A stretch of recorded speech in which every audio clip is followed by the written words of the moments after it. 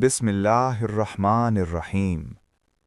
ماہنامہ عالمی ترجمان القرآن بانی سید ابو الاعلیٰ مودودی، جنوری 2026۔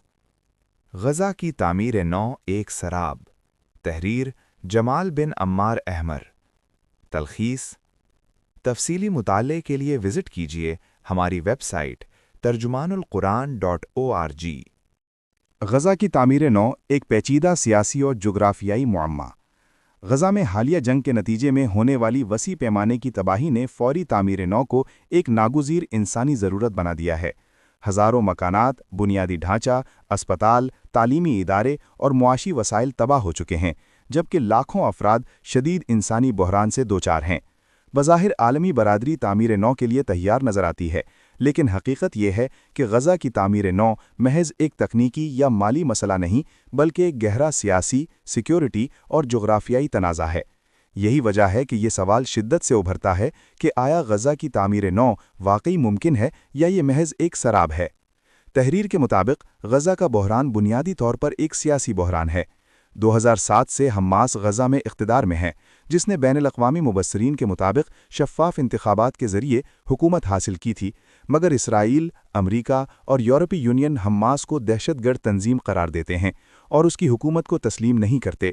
یہی حقیقت تعمیر نو کی ہر کوشش کو پیچیدہ بنا دیتی ہے، کیونکہ کوئی بھی بڑا عطیہ دہندہ ایسی حکومت کے تحت سرمایہ کاری کرنے کو تیار نہیں جو عالمی سطح پر متنازع ہو۔ تعمیر نو کے عمل میں سب سے اہم سوال یہ نہیں کہ غزہ کی تعمیر ہوگی یا نہیں، بلکہ یہ ہے کہ کس کے تحت، کس مقصد کے لیے اور کس سیاسی نظام میں تعمیر ہوگی۔ غزہ کی تعمیر نو فلسطینی عوام کے مستقبل، فلسطینی اتھارٹی اور حماس کے باہمی تعلق اور اسرائیل کے سیکیورٹی خدشات سے براہ راست جڑی ہوئی ہے۔ کسی بھی منصوبے کے لیے حکمرانی میں استحکام اور قانونی حیثیت ضروری ہے، جو فی الحال غزہ میں موجود نہیں۔ اسرائیل کا موقف یہ ہے کہ غزہ کی تعمیر نو اس وقت تک ممکن نہیں جب تک غزہ کو مکمل طور پر غیر مسلح نہ کر دیا جائے اور حماس کی سیاسی اور عسکری طاقت ختم نہ ہو۔ اسرائیلی حکومت، بالخصوص دائیں بازو کے انتہا پسند عناصر، غزہ پر طویل المدتی سیکیورٹی کنٹرول یا بین الاقوامی امن فوج کی حکمرانی کے حامی ہیں، جبکہ بعض حلقے غزہ کی تعمیر نو کو ہی روکنے کی کوشش کرتے دکھائی دیتے ہیں تاکہ فلسطینی مزاحمت دوبارہ منظم نہ ہو سکے۔ دوسری جانب حماس خود کو غزہ کی ایک فعال سیاسی اور سماجی قوت سمجھتی ہے اور کسی ایسے تعمیر نو کے عمل کو وجودی خطرہ تصور کرتی ہے جس میں اسے باہر کر دیا جائے۔ حماس کو خدشہ ہے کہ تعمیر نو کی آڑ میں اس کے اقتدار اور اثر و رسوخ کو ختم کرنے کی کوشش کی جائے گی۔ اسی لیے مبصرین کو اندیشہ ہے کہ اگر حماس کو مکمل طور پر نظر انداز کیا گیا تو وہ مزاحمت یا رکاوٹیں کھڑی کر سکتی ہے۔ فلسطینی اتھارٹی PA غزہ میں دوبارہ اقتدار کو اپنے لیے ایک سیاسی موقع سمجھتی ہے تاکہ وہ مغربی کنارے اور غزہ دونوں میں فلسطینیوں کی واحد جائز نمائندہ کے طور پر خود کو منوا سکے۔ تاہم غزہ کے عوام میں فلسطینی اتھارٹی کی ساکھ کمزور ہے، اسے بدعنوان اور غیر مؤثر سمجھا جاتا ہے اور اس کی سیکیورٹی اور انتظامی صلاحیت پر بھی سنجیدہ سوالات ہیں۔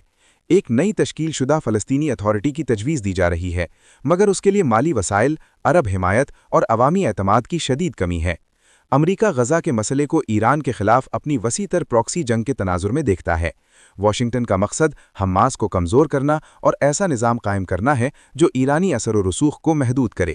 اگرچہ امریکہ دو ریاستی حل اور فلسطینی اتھارٹی کی بحالی کی حمایت کرتا ہے، لیکن امریکی کانگریس، صیونی لابیز اور حماس کے خلاف سخت قانون سازی تعمیر نو کی فنڈنگ کو نہایت مشکل بنا دیتی ہے۔ عالمی برادری عمومی طور پر دو ریاستی حل کی حامی ہے، مگر فلسطینی انتشار اور اسرائیلی پابندیوں کے باعث مایوسی کا شکار ہے۔ UNRWA جیسے ادارے شدید انسانی امداد فراہم کر رہے ہیں، لیکن ان کی فنڈنگ سیاسی الزامات اور دباؤ کے باعث متاثر ہو رہی ہے، جس سے زمینی صورتحال مزید بدتر ہو رہی ہے۔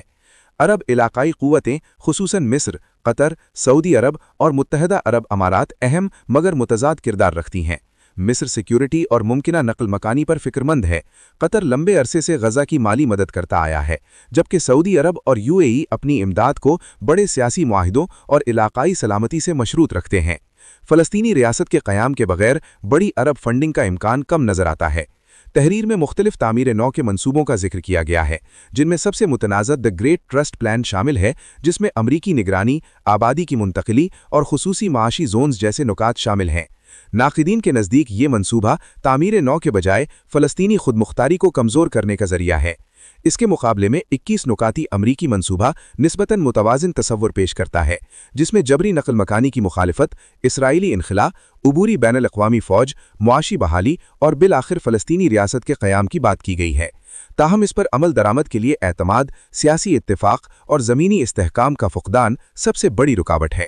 اگرچہ پیرس کانفرنس میں اربوں ڈالر کی امداد کے وعدے کیے گئے، مگر وعدوں سے عمل تک کا سفر نہایت دشوار ہے۔ غزہ کی صورتحال کو مارشل پلان سے تشبیہ دینا حقیقت پسندانہ نہیں، کیونکہ غزہ ایک بے ریاست، محصور اور سیاسی طور پر منقسم علاقہ ہے۔ آخر میں مصنف یہ نتیجہ نکالتا ہے کہ موجودہ حالات میں واضح سیاسی حل، فلسطینی اتحاد، محاصرے کا خاتمہ اور بین الاقوامی ضمانتوں کے بغیر غزہ کی تعمیر نو ایک سراب دکھائی دیتا ہے، ایک ایسی خوبصورت امید جو زمینی حقائق سے ٹکرا کر بکھر سکتی ہے۔